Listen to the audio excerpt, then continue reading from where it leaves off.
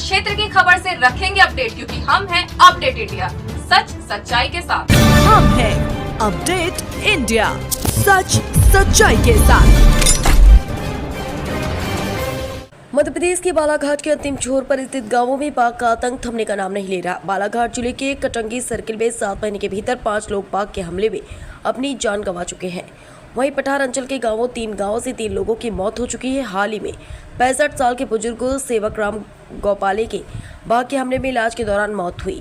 ऐसे में ग्रामीणों का आक्रोश 7वें आसमान पर था। गुस्सा इतना था कि स्थानीय अधिकारियों को ग्रामीण सुनने को तैयार नहीं थे। लेकिन उससे पहले जानिए क्या है पूरा मामला। बाघ के हमले में बुजुर्ग की मौत। बालाघाट के अंतिम छोर पर स्थित कटंगी विकासखंड के अंतर्गत आने वाले ग्राम आंबेझरी में 65 साल के सेवकराम गौपाले 4 सितंबर की शाम करीब 4 बजे अपने खेत की ओर गए थे।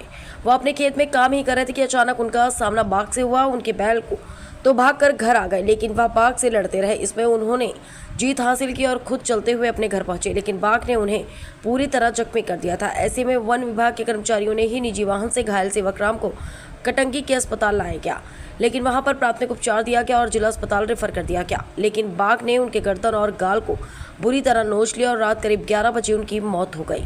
ग्रामीणों की थी ये मांगे। बाघ के हमले में सेवकराम की मौत के बाद ग्रामीणों का कहना था कि 8 लाख के बदले 25 लाख का मुआवजा मिलना चाहिए। इसकी घोषणा सत्ताधारी पार्टी ने भी की थी। वहीं शहडोल में हाथी के हमले से शख्स की मौत हुई थी, तब भी पीड़ित परिवार को 25 लाख रुपए की राशि मिली थी। दूसरी मांग ये थी कि वन विभाग लापरवाही न बरते और वह बेखौफ होकर खेती में काम कर सके। ग्रामीणों का कहना था कि दोबारा ऐसी घटना न हो, इसकी गारंटी दी जाए। बातचीत में डीएफओ ने दिए ये आश्वासन। विवाद से पहले हुई बातचीत के दौरान डीएफओ अधर गुप्ता ने ग्रामीणों को आश्वासन दिया था कि हफ्ते भर तक यहाँ वन विभाग कामला रहेगा। वहीं एक कमेटी बनाई जाएगी जिसमें स्थानीय लोगों को भी शामिल किया जाएगा। इस कमेटी से मानव और वन्य प्राणियों के बढ़ते तनाव के मूल कारणों को समझने की कोशिश की जाएगी। वहीं खेतों के पास सोलर वाली झटका मशीन वाली फेंसिंग की जाएगी, जिससे खेतों में वन्य प्राणी नहीं आ सकेंगे। विभाग की लापरवाही की वजह से हो रहे हैं। आप क्योंकि आज आए हैं, क्या वजह देख पा रहे हैं ऐसी की घटनाएं हो रही हैं?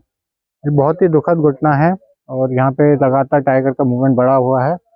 हमारी वन विभाग की टीम जो है पूरा यहाँ दिन रात कैंप करने के हमने निर्देश दिए हैं, तो दिन रात इनका यहाँ प्रेजेंस रहेगा। वो एनिमल को मॉनिटर करेंगे। प्लस मेरी यहाँ पे अभी सभी लोगों से बात भी हुई, सभी लोग काफ़ी आक्रोश में भी थे। तो हमने उनको यही बोला है कि यहाँ की क्षेत्र की सुरक्षा के लिए, उनके एग्रीकल्चर फील्ड की सुरक्षा के लिए जो है हम लोग यहाँ पे एक प्रपोजल भेजेंगे, जो कि अपना सोलर वायर्स लगाने का एक प्रपोजल है। तो सभी लोगों ने उसमें सहमति भी दी है और एसडीओ साहब को भी हमने बोला है, तो जल्दी वो प्रपोजल 1-2 दिन में हमारे पास आ जाएगा।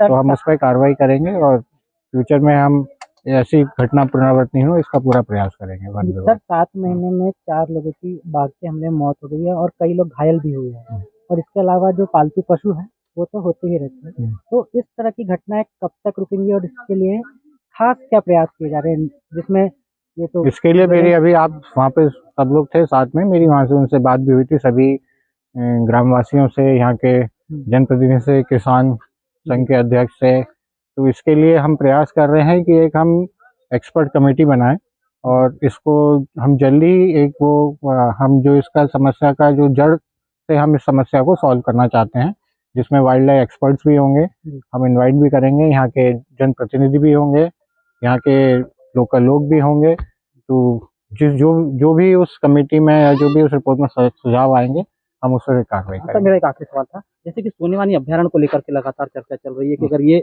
बन जाता है तो जो हिंसक वन्य प्राणी है, जो शाकाहार वन्य प्राणी के पीछे आ सकते हैं, तो इसको लेकर के विभागीय स्तर पर किस तरह के प्रयास किए जा सकते हैं? ये प्रपोजल अभी चल रहा है, प्रोसेस में है, और जल्दी इस पर मैं ज़्यादा कमेंट नहीं कर पाऊंगा क्योंकि अभी ये शासन के पास पेंडिंग है। सर, तो ग्रामीण कह रहे हैं कि उन्हें 25 लाख रुपए की राशि चाहिए। उनका ये भी कहना है कि शहडोल में 25 लाख रुपए मिलते हैं वन्य प्राणी से अगर कुछ नुकसान होता है। अभी जो तो वर्तमान में जो सरकार के निर्देश हैं, जो सरकार की योजना है, वो 8 लाख की है, और वही अगर भविष्य में कुछ ऐसा होता है तो हम उसी के अकॉर्डिंग डिसीजन है। तब तक जो हमारे बाबा जी गुजरे उनका अंतिम संस्कार नहीं होगा, वो यहीं पे रोड पे रखेंगे और यहीं पे धरना प्रदर्शन होगा। ये वर्तमान स्थिति बता रहा हूँ, ऐसा ही होगा। कीमत पे 25 लाख यानी 25 लाख होना।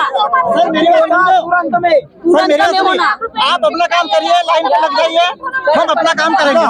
आप अपना काम करिए, हमारे खुली छूट है, आप जाइए और वन पकड़िए।